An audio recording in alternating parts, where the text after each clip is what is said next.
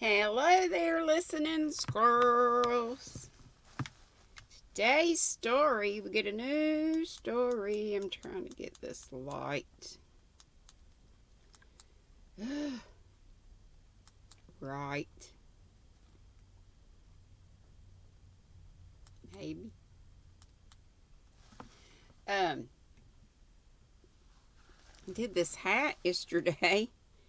It's a very light pink. My camera's terrible. It is light pink, but it looks white to me in here.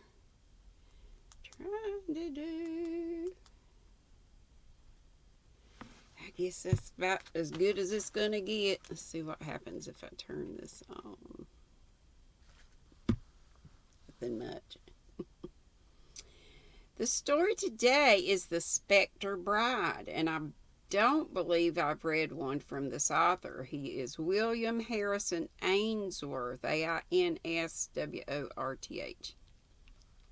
Fruit punch mouth.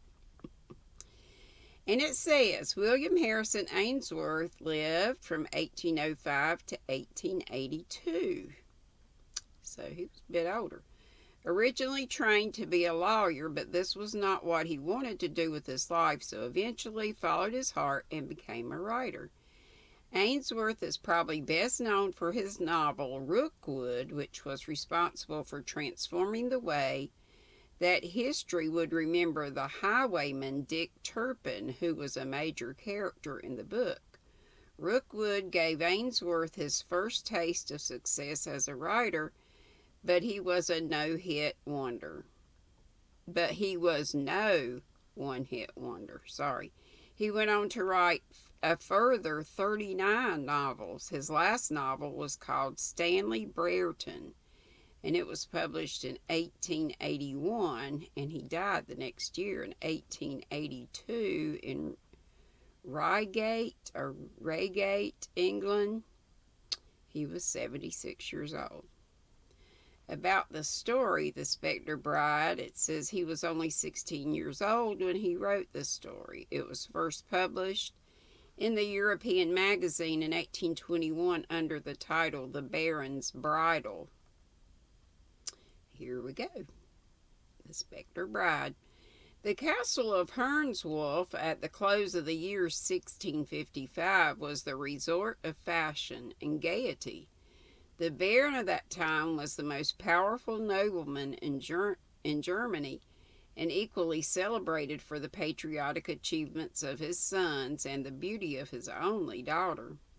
The estate of Hernswolf, which was situated in the center of the Black Forest, had been given to one of his ancestors by the gratitude of the nation, and descended with other hereditary possessions to the family of the present owner.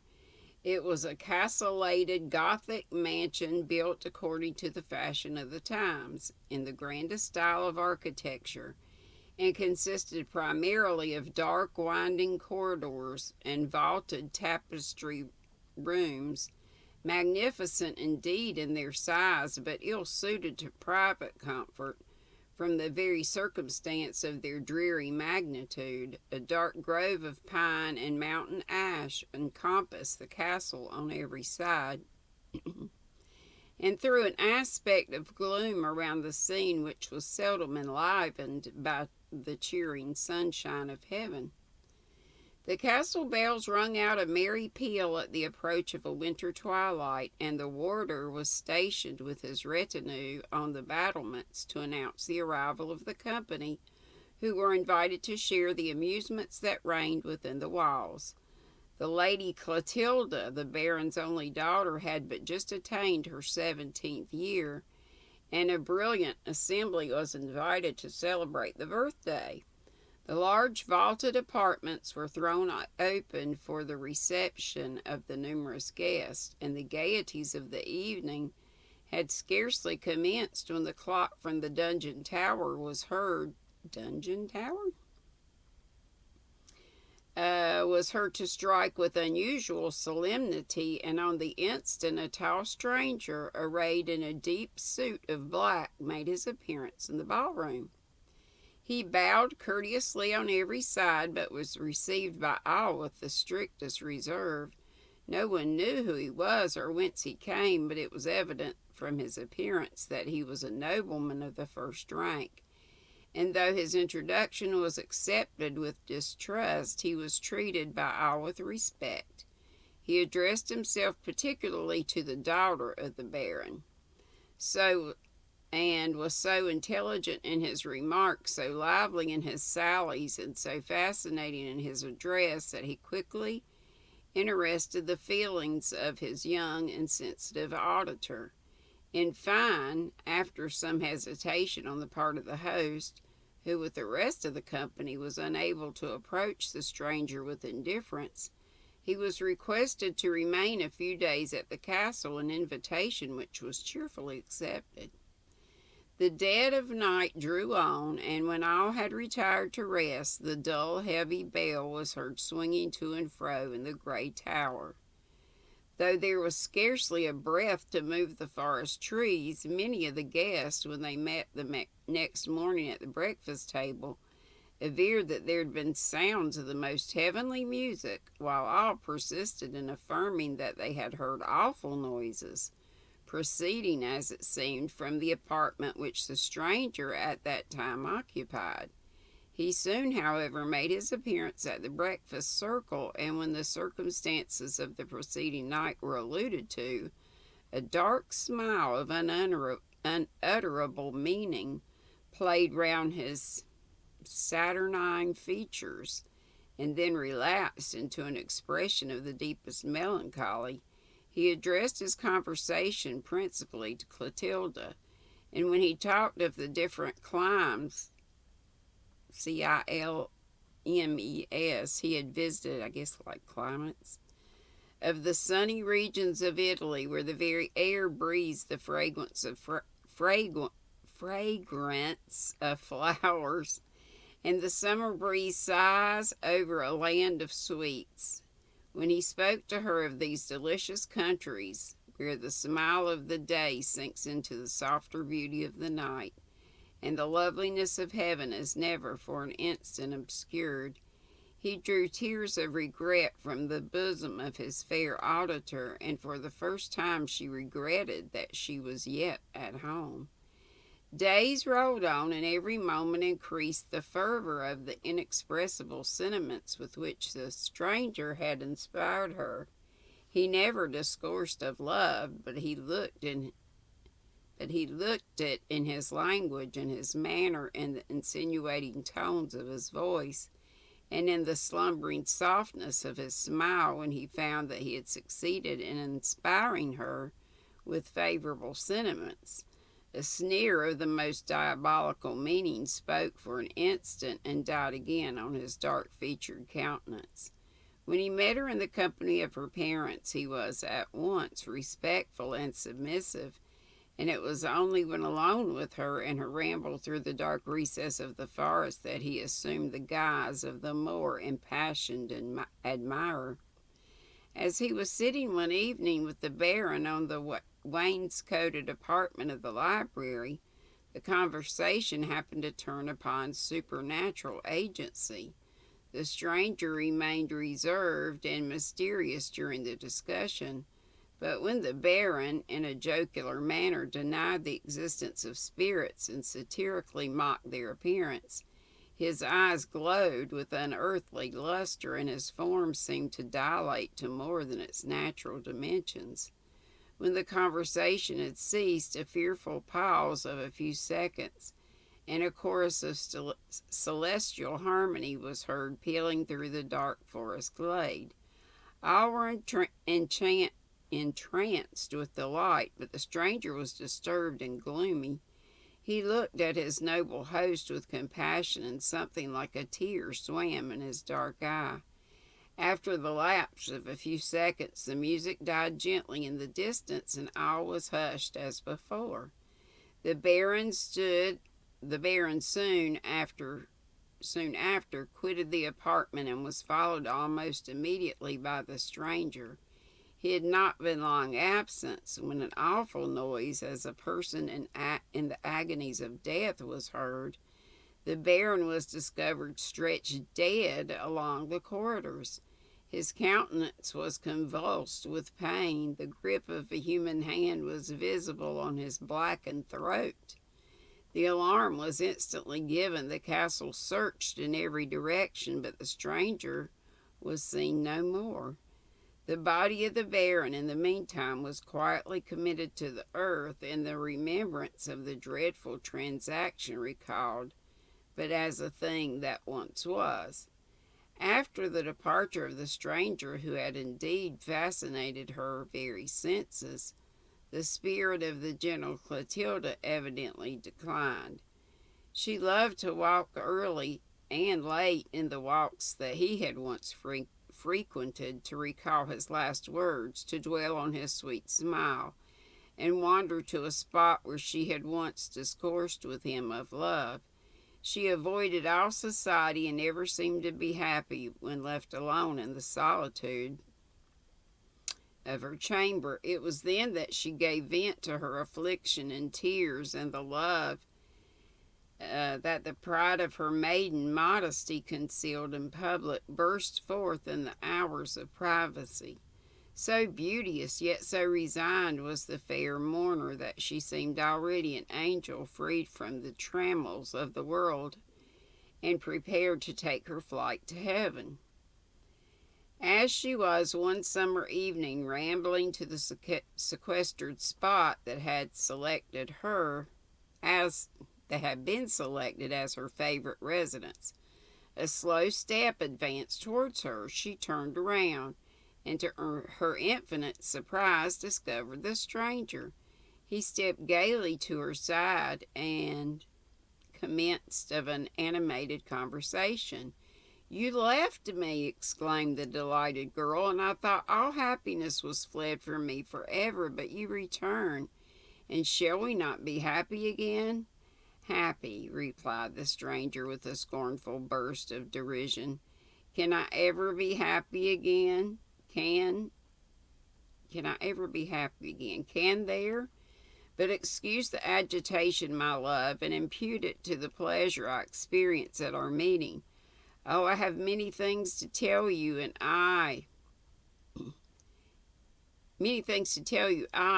many kind words to receive. Is it not so, sweet one? Come, tell me truly, have you been happy in my absence? No, I see in that sunken eye and that pallid cheek that poor wanderer has at least gained some slight interest in the heart of his beloved. I have roamed to other climes, I have seen other nations, I have met with other females, beautiful and accomplished, but I have met with but one angel, and she is here before me.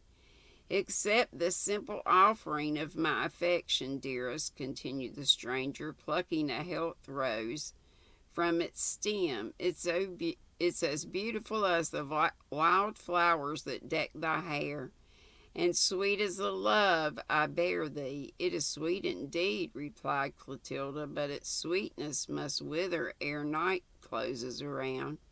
It is beautiful, but its beauty is short-lived as the love evinced by man. Let not this then be the type of thy attachment. Bring me the delicate evergreen, the sweet flower that blossoms throughout the year, and I will say, as I wreathe it in my hair, the violets have bloomed and died, the roses have flourished and decayed, but the evergreen is still young, and so is the love of heart. You cannot desert me. I live but in you. You are my hopes, my thoughts, my existence itself. And if I lose you, I lose my all. I was but a solitary wildflower in the wilderness of nature until you transplanted me to a more genial soil. And can you now break the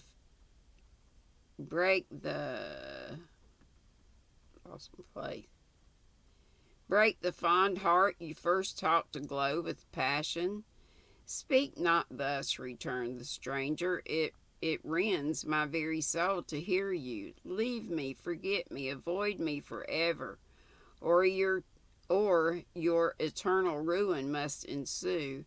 I am a thing abandoned of God and man, and did you but see the sacred heart that scarcely beats within this moving mass of deformity, you would flee me as you would flee an adder in your path. Here is my heart, love. Feel how cold it is. It is.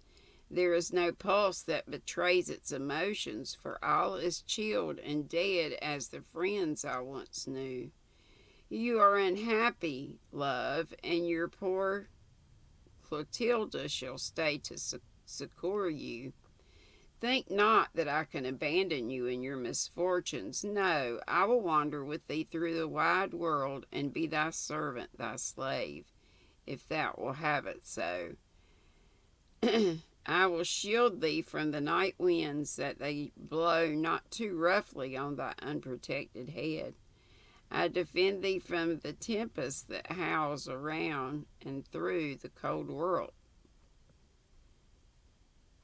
And though the cold world may devote thy name to scorn, though friends may fall and associates wither in the grave, there shall be one fond heart who shall love thee better in thy misfortune and cherish thee, bless thee still.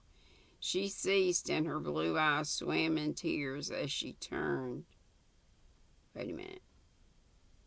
As she turned it, glistening with affection towards the stranger.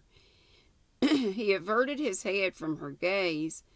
A scornful sneer of the darkest, the deadliest malice passed over his fine countenance. I've said that before. In an instant, the expression subsided.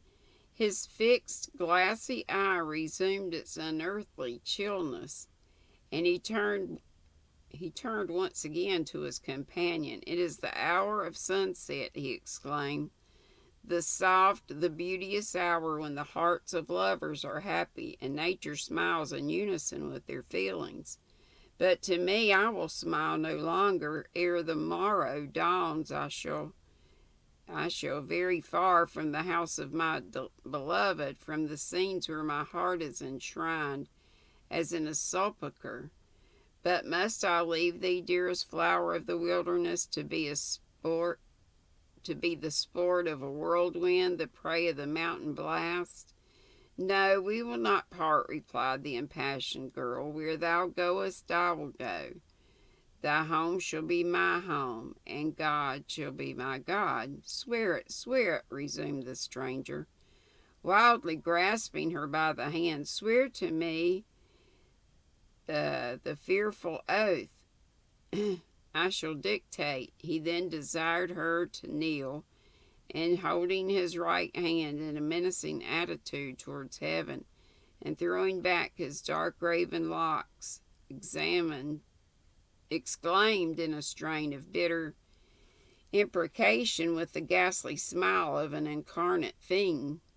May the curses of an offended God, he cried, haunt thee, cling to thee forever in the tempest and in the calm, in the day and in the night, in sickness and in sorrow, in life and in death.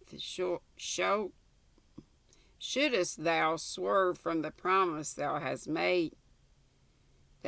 here made to be mine, may the dark spirits of the damned howl in thine ears the accursed chorus of fiends. May the air rack thy bosom with one quenchless flame of hell.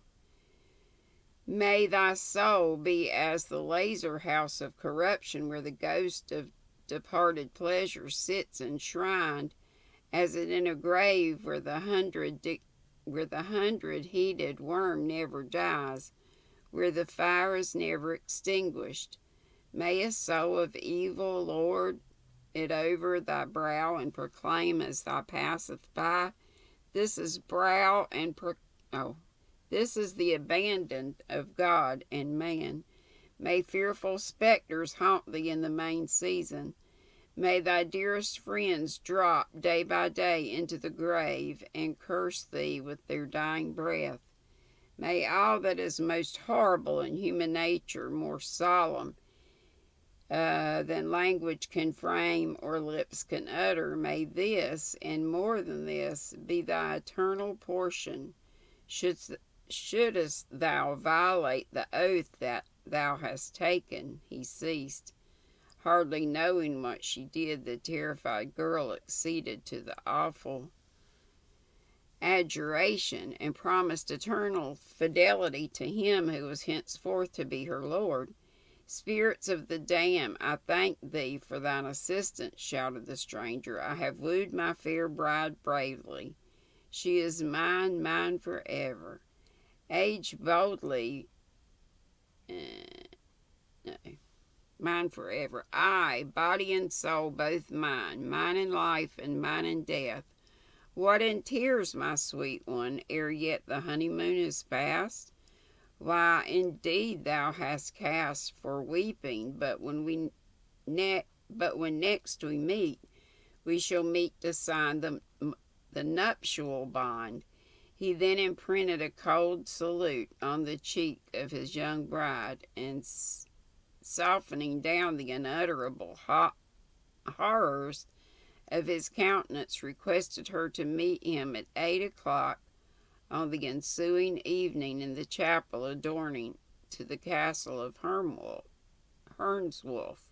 She turned round to him with a burning sigh, as if to implore protection from him, but the stranger was gone. And I think I'll stop right there. I got a sore throat today. I think allergies are kicking up. I'm getting the old post-nasal blah. Red tongue.